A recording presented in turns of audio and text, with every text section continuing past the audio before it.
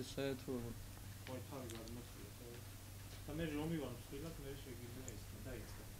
ნუ პირველ რიგში გვაინტერესებს თქვენი წამოსვლის მიზეზი ეროვნული საბჭოდან, როგორც ცნობილია, ახალი დეტალებზე გინდათ საუბარი დღეს. დიახ, მოგესალმებით, ძალიან დიდი მადლობა, რომ საშუალება მომეცა. Prime Time-ის ოფისში მესაუბრა ჟურნალისტებთან იმ პრობლემებზე, რომელიც არის დაკავშირებული საქართველოში პოლიტიკურ პრობლემებთან და ის თემა, რომელიც არის ჩემი წამოსვლის მიზეზები, უკავშირდება მთლიანად ამ პოლიტიკურ ცხოვრებას. პირველ რიგში მინდა დავიწყო იმით, რომ მთლიანად რვიანში მიმდინარეობდა პროცესი იმისა, რომ რაც შეიძლება ფართო სპექტრი მოგვეცვა ჩვენ საზოგადოებისა და პოლიტიკური სპექტრისა, რომელიც საშუალებას მოგცემდა ერთიანი ძალებით განგვეხორციელებინა ქვეყანაში არჩევნების გზით ხელისუფლების შეცვლის ან ხელისუფლების შეზღუდვის ღონისძიებები, რომელიც ასე მძიმედ მოქმედებს მთლიანად მთელ ქვეყანაზე, საზოგადოებაზე, თითოეულ ადამიანზე. ამასთან დაკავშირებით მე ძალიან ხშირად მქონდა და ერთ-ერთი მე ვიყავი, ვინც ხშირად ვამბობდი იმას, რომ 8-იანის ფორმატი საჭიროა გაიზარდოს სხვა პოლიტიკური ძალებით,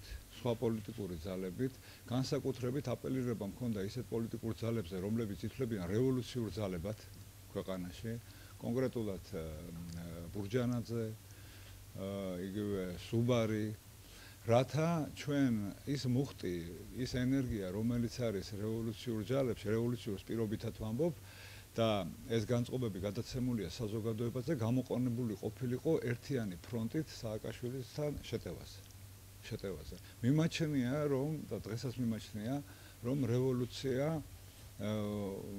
ასხამს წყალს პირდაპირ სააკაშვილის წისქვილს. რევოლუცია დღეების დანიშვნა და იმ პერიოდში განსაკუთრებული წინააღმდეგობა აი ამ პოზიციას რვიანში ხდებოდა ახალი მემარჯვენეებიდან და ქრისტიან დემოკრატებიდან. უფრო ნაკლებ ხდებოდა ეს ქრისტიან დემოკრატებიდან, ვიდრე მემარჯვენეებიდან. ვინაიდან ისინი ამბობდნენ, რომ ჩვენი ფორმატი არის შექმნილი მოლაპარაკებისათვის და ამ მოლაპარაკების გარეთ ჩვენი გასვლა არ შეიძლება. მე და ნაწილი დღეს დარჩენილი 6-იანი არის დღეს, ვამბობდით, რომ ჩვენ მოლაპარაკებებში ვერ მივაღწევთ შედეგს, ვერ მივაღწევთ დათმობებს, თუ არ იქნა სერიოზული ქუჩის აქციები, სერიოზული ზეწოლა კონკრეტულად იმ საკითხებზე, რომელიც ეხება საარჩევნო სისტემის შეცვლას, რომელიც აუცილებელია და ამორჩეველთა რაოდენობის დადგენას. მე ვლაპარაკობ დანარჩენ იმ საკითხზე, რომელიც ასევე იყო დაყენებული პოლიტიკური რვიანის მიერ. აი ამ პოზიციების ესე იგი გააზრება, შეჯერების დროს ერთადერთი დათმობა მოხდა ის, რომ ჩვენ გავედით რეგიონებში. გახსოვთ ალბათ, გასვლები მოხდა რეგიონებში, რომ ამითი დაგვეწყო განხორციელება ამორჩევლებთან, საზოგადოებისთან შეხვედრისა, რათა ჩვენი ეს პოზიციები კიდევ უფრო წინ წამოჩენილიყო. შემდგომ მოვლენათა განვითარება ისე წავიდა, რომ საჭირო იყო პირდაპირ ვიტყვი რვიანი თუნდაც არაფერი არ გაეკეთებინა ეს 2 თვე ივლისი და აგვისტო შენარჩუნებულიყო ვინაიდან მიუხედავად იმისა რომ რვიანს იმ პერიოდში არ ქონდა და ჟურნალისტებმაც კარგად იცით და საზოგადოება ამას ნათლად აცნობიერებდა არ ქონდა რაიმე ქმედითი ნაბიჯების გადადგმული და არც თქვათ შანსი იყო გადადგმისა სწორედ იმ მიზეზების გამო რაზეც მე გასაუბრეთ უფრო მძაფრად წავიდა დასმა საკითხისა რომ აქციების დაწყების და ამ გზით ხელისუფლებასთან შედეგის მიღწევისა. იმ ბოლო მომენტში, როდესაც კულმინაციას მიაღწია ამ ამბავმა, გამოყო თავი ქრისტიან დემოკრატებმა, არადე მანამდეც მე სულ ყოველთვის მქონდა ღია განცხადებები პრესის მეშვეობით, ტელევიზიის მეშვეობით და მანამდე არატეხილა ესეთი აჟიოტაჟი თქვათ, რომ ის რაც გაივლიდა პერიოდი თქვათ, თუ როგორ მიმდინარეობდა აი ეს პროცესი, მე თქვა საზოგადოებისათვის რა, არ იყო ეს არაფერი ესეთი საშინელება.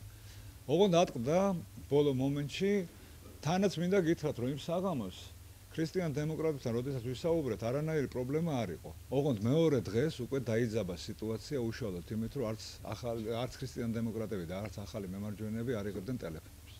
არ იღებდნენ ტელეფონებს და მოგვივიდა ინფორმაცია, რომ მათ უნდათ გასვლა. მათ უნდათ გასვლა. ამოცანა იყო ყველა გზით, ყველანაირად შეგვენარჩუნებინა და მთელი აქცენტები იყო გადმოტანილი ჩემზე, რომ აი ესეთი ფორმით, როდესაც არის ურთიერთობა პოლიტიკურ პარტიებს შორის, ეს იწვევს განხეთქილებას და ამიტომ მათ უნდათ ამის თქმა, რომ ჩვენ, ესე იგი, აღარ ვიქნებით რვიანში. ამიტომაც იყო, რომ გადადგმული ეს ნაბიჯი ჩემთვის ძალიან მტკივნეული, ვინაიდან მე ვარ მომხრე არჩევნების გზით ხელისუფლების შესვლისა საქართველოში, არა მარტო სააკაშვილის, არამედ საერთოდ, რათა ადამიანს შეეძლოთ ნორმალურად ცხოვრება ამ ქვეყანაში. 20 წელმა დაგვარწმუნა, რომ რევოლუციებით სიარულმა ჩვენ არანაირი სიკეთე არ მოგვიტანა. წვეტილად, ერთის მოსვლით, მეორის წასვლით, არაფერი სიკეთე არ მოაქვს ქვეყანაში და ამიტომ არჩევნების გზა არის უალტერნატივო გზა. ეს ნაბიჯი იქნა გადადგმული და მინდა გითხრათ, რომ ვერ მოხერხდა მაინც შეჩერება იმისა, რაც უკვე წინასწარ განზრახული ჰქონდათ მათ. მათ გულში ედოთ ღალატი არა მარტო რვიანის ან სხვა პოლიტიკური პარტიებისა, არამედ ღალატი ქვეყნის წინაშე და იმ ადამიანების წინაშე, რომლებიც ამ ქვეყანას წარმოადგენენ. აქ პრობლემა არის ამ ქვეყანაში სერიოზული. დღეს 3 საათზე და აი ჟურნალისტებმა იცით, ყოველდღე იმართება დევნილების გამოყრის პროცესი. ადამიანებს ყრიან ქუჩაში, ადამიანებს იჭერენ უკანონოდ, ადამიანები არიან ფულის გარეშე, ძალიან ცუდ მდგომარეობაშია მათი ცხოვრება და ამ დროს, როდესაც მიმდინარეობს სერიოზული ბრძოლა იმისათვის, რომ ამ ქვეყანაში სიტუაცია შეიცვალოს ხელისუფლების შეზღუდვის კუთხით, ამ დროს ასეთი ნაბიჯის გადადგმა, მე ვფიქრობ, რომ არის ღალატის ტორფასი.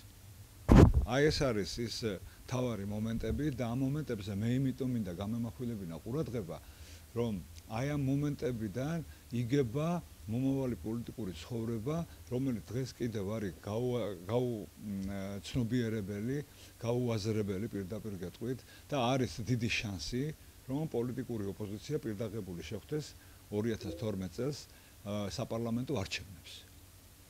არის სიტუაცია ისეთი, რომ მიუხედავად ესეთი კატაკლიზმებისა, რომელიც ქვეყანაში მოხდა, მიუხედავად იმისა, რომ რევოლუციურმა გზამ კიდევ აჩვენა თავისი, ესე იგი, უსუსურობა და უარყოფითი მოქმედება, თქვათ, სხვა პოლიტიკურ ოპოზიციურ ნაწილებზე, მაინც არის განწყობა პოლიტიკურ სპექტრში იმისა, რომ არჩევნებით არაფერი არ გამოვა, სააკაშვილის ხელისუფლებასთან არჩევნებით რამეს გახდები და რაც თავარია, პოლიტიკოსების ეს გამონათქვამები იწვევს დაბნეულებას მოსახლეობაში, რომელიც ყოფს მოსახლეობას, თქვათ, არჩევნების არ მომხრე და არჩევნების მომხრე ადამიანებად.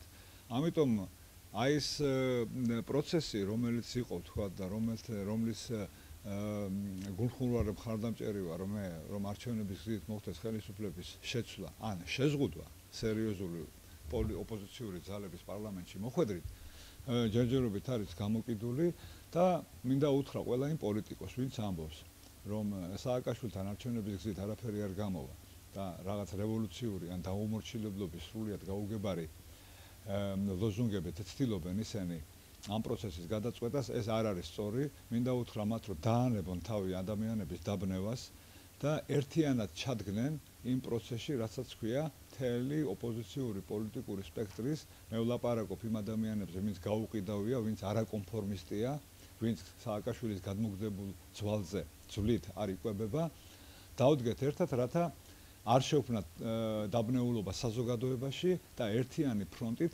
ალყაში მოვაქციოთ სააკაშვილი, რათა ჩვენ შევძლოთ არჩევნებამდე სერიოზული დათმობების მიღწევა სააკაშვილის მხრიდან არჩევნების სისტემასთან დაკავშირებით, ამომრჩეველთა რაოდენობის დაზუსტებასთან დაკავშირებით და ამით ჩვენ შევძლოთ უკვე არჩევნებში სერიოზული ხმების მიღება და გადაწყვეტილების მიღება უკვე პარლამენტში. ხას უსვამ, არჩევნებამდე უნდა შევქმნათ ჩვენ აი ეს პროცესი, არჩევნებამდე, თორე არჩევნები რომ მოვა, შემდგომ ისე მოხდება, როგორც აქამდე მოხდა.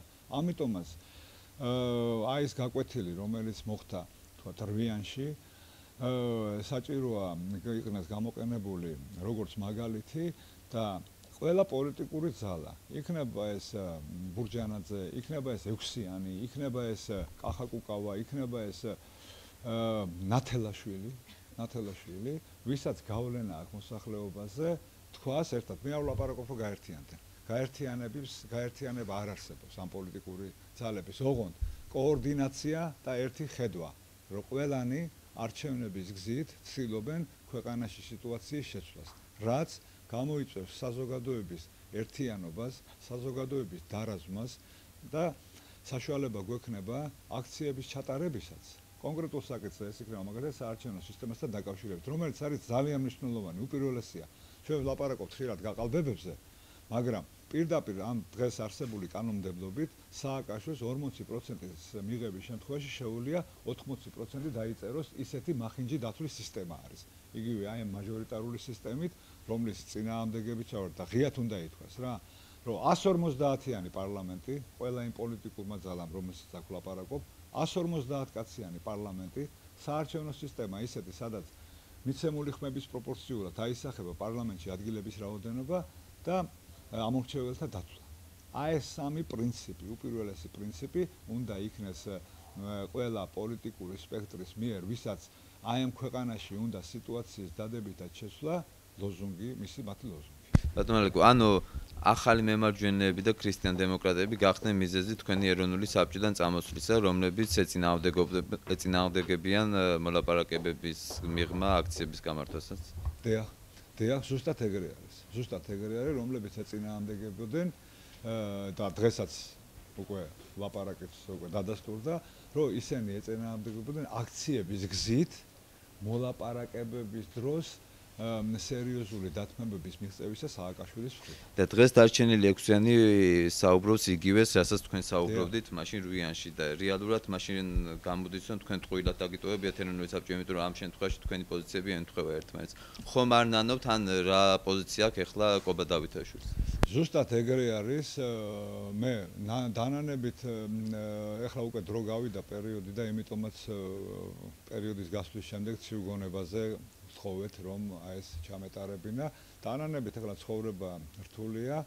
მე ვფიქრობ, რომ მიმაჩნია, რომ ეს გზა არის სწორი და კომბინაცია აქციებისა და ექვსიანის თქვათ იმ მიმართულების, რასაც ვთქვი, არჩევნების გზით ხელისუფლების შესვლა, ეს არის სწორი გზა. ოღონდ მინდა გითხრათ, რომ დანანების გარდა, დანანება არაფერს უაშია, ერთი მთავარი მომენტი არის აქ. მე უფრო მიმაჩნია, რომ აი ეს პოლიტიკური ძალები, რომელიც ვახსენე, ბურჯანაძე, ნათელაშვილი, იმ ადამიანებთან კუკავა, იმ ადამიანებთან ურთიერთობა, ამის გაგებინება, რომ საჭიროა აი ამ პოზიციაზე დადგომა ერთიანი, მიმაჩნია უფრო მნიშვნელოვანია და ჩემი მიმართულება წარმომიდგენია ესე, რომ ყველა პოლიტიკურ ძალასთან, რახან მე ახლა დღეს თავისუფალი ვარ და არანაირი პოლიტიკური მიმართულება მე არ მაწევს, უფრო გამიადვილდება ამ პოზიციების გაცნობა ამ ადამიანებთან, რომ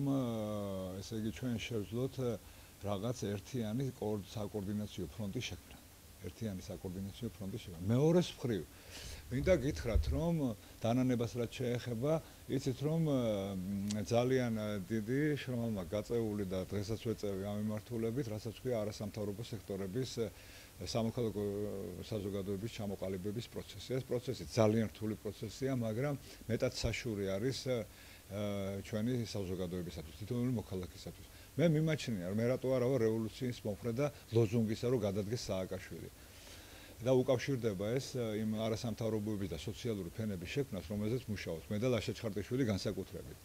როდესაც ადამიანები, ვინც ზემოთ დგას ტრიბუნაზე, იმგენმა იციან რისთვის იბრძვიან. გადადექი მე უნდა მოვიდე, მაგრამ ქვემოთ რო დგას ადამიანი, იმან რო არ იცის რისთვის იბრძვის, ეს არის ყველაზე ცუდი. ამიტომ, როდესაც ქვემოთ იქნება ლოზუნგი, რომ დევნილს ჰქონდეს ჭერი, რომ ქვევით იქნება ლოზუნგი, რომ მასწავლებლებს ჰქონდეს ნორმალური პირობები სკოლაში. როდესაც ვეტერანებს არ დაარბევენ და ექნებათ ლოზუნგი, რომ მათი საჭიროებისთვის რაც არის, რაც სოციალური დახმარებებია მათთვის საჭირო. აი ამ პრინციპი უმუშევრები, პატიმრები, შვილმკვდარი მშობლები, ყველა უმუშევრები, ყველა აი ამ გამოტანილი ლოზუნგებით მომხდარი გადაწყვეტილება იქნება ქმედითი. საჭირო არის მუშაობა ამ კუთხით და მე ვლაპარაკობ არა მარტო არჩევნებზე, რატო უკავშირებ ამ თემას სხვადასხვა სოციალურ ფენებს. იცით რომ არის პრობლემა ადამიანების გამოყვანისა რაღაც საარჩევნო სისტემაზე, რომელიც ადამიანისთვის რაღაც არის, მისთვის ცოტა ძნელია გასაგებად ეს. და როდესაც შენ ადამიანებთან ხარ, მუდმივად, როდესაც შენ მის ინტერესებს იცავ, როდესაც შენ დღე